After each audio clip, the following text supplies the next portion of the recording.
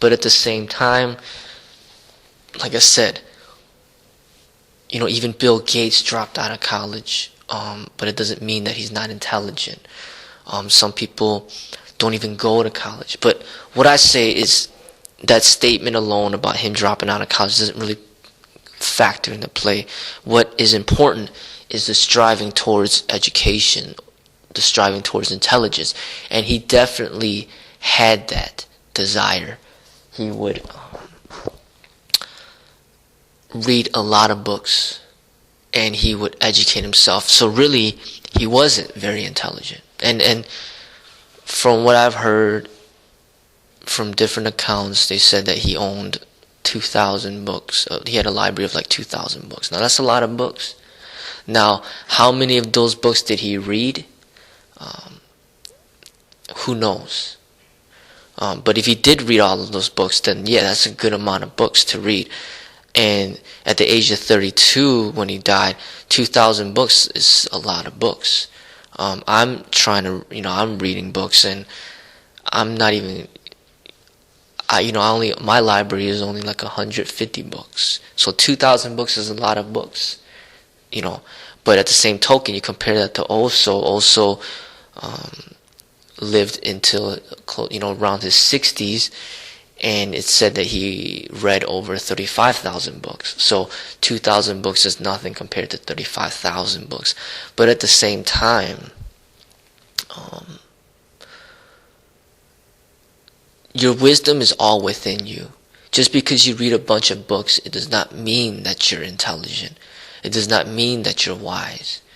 Actually, all the wisdom you need is within you. So you don't even have to read any books. Everything is within you. What matters is if you're awake or if you're asleep. If you're awake, then the books really don't. It doesn't really matter how many books you read, because you know it through your experience. But yes, accumulating knowledge and reading books can help you gain a better understanding. It can help you explain things more precisely to other people so that you can help them understand. But really, what I'm going back to is that just because he dropped out of college does not mean he's not intelligent. Alright, but at the same time, through his life and what you see in the movies and what people say about him,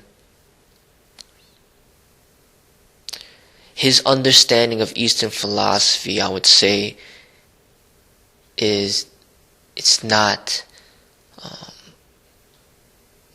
He didn't apply it to his own life as he didn't apply it to his own life as good as he could have. One of the main things, he would study like Buddha, J.Krishnamurti, and Zen. And one of the main things about those philosophies, or the way of living, the Eastern philosophy, and what he was studying, is the dissolution, the transcending of the ego. Now, he was not at a high level in that regard. His ego was still extremely strong, and he constantly had a battling with himself and with the people around him. I mean, look at what he had to live up to. He had to live up to, he claimed, he was basically representing himself to be the greatest martial artist in the world. And that's a big thing to live up to. And he was constantly battling to prove that with himself and with others. And eventually that ended up taking his life early. So when you go into the world of the ego, which is that competition and that striving for ambition, that striving to prove yourself to others, that is what the West is all about. And that is the opposite of the Eastern philosophy and their teachings. that is the opposite of the Wing Chun, of the Yip Man. It was saying that Yip Man refused to have any pictures taken of him.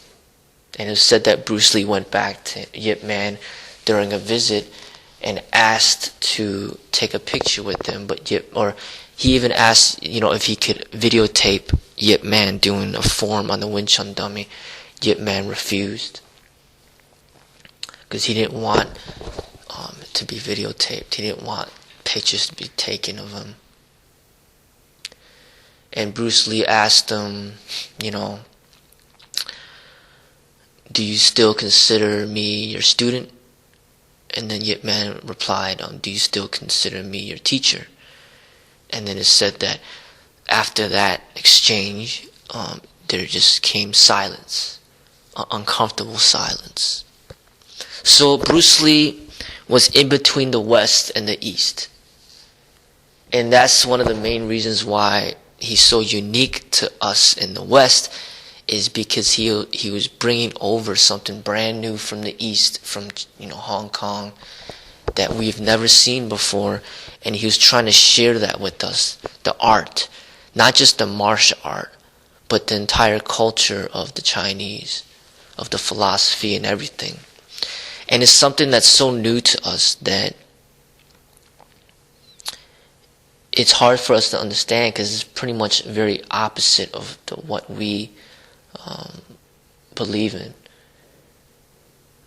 So Bruce Lee was like, the Western side of him wanted to exploit it, to basically take advantage of the Wing Chun art and show it to the West, the beauty of it. But then Yip Man was the opposite.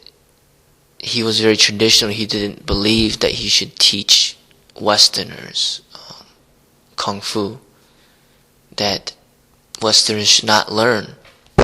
And part of the reason he was saying that was because they're already so big and strong, you don't want to show them this art so they can use it against us. And really, I agreed with Yip Man and the traditional Kung Fu teachers in a sense of where I believe that we should not be teaching martial arts or Kung Fu to people who are bigger and stronger,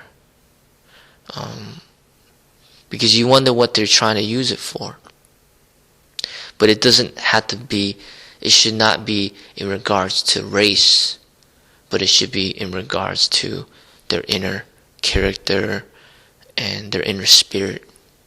Basically, I would be against teaching Kung Fu and martial arts to people who wish to use that special knowledge and talent to abuse their powers over others who are weaker.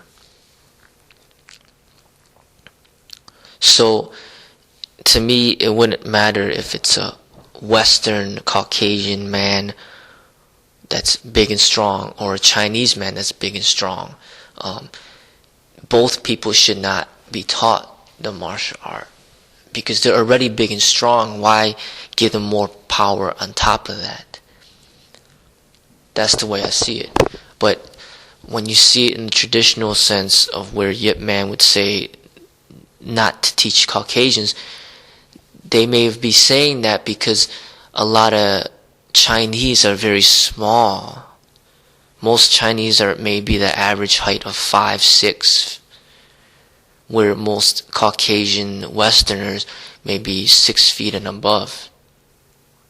So when he would discriminate against all Caucasians and say not to teach Westerners, that's his easy way of basically saying, hey, all these people are big and strong, don't teach them. And like I said, I do not agree with the discrimination based on race, but I do agree with the theory behind not teaching people that are already big and strong. So Bruce Lee being a young teenager, learning the martial arts starting at the age of 13, he did not fully grasp the philosophies and the reasons of why, certain things should not be done or shown or taught to certain people. And I believe there was a lot of misunderstanding that had occurred during, between him and Yip Man. And what ended up happening is the relationship ended up to grow sour between Bruce Lee and Yip Man, because Bruce Lee was more westernized. He saw the Eastern way of conducting their way of living, and he saw the Western way.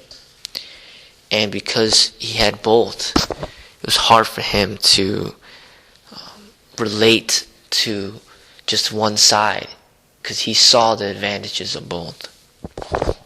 So Bruce Lee ended up being the first person to ever openly teach Kung Fu to the West. And what I disagree with in the way that he did it was that a lot of times people would challenge him. People would try to fight him. And he'd have to prove himself. And during this time, he would show that he's much more skillful and talented and overcome these individuals, but yet he would still accept them to be his students.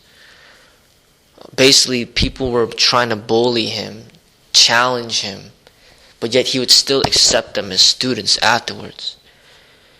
And I would disagree with this, because really, once you already see that somebody is a bully or somebody wants to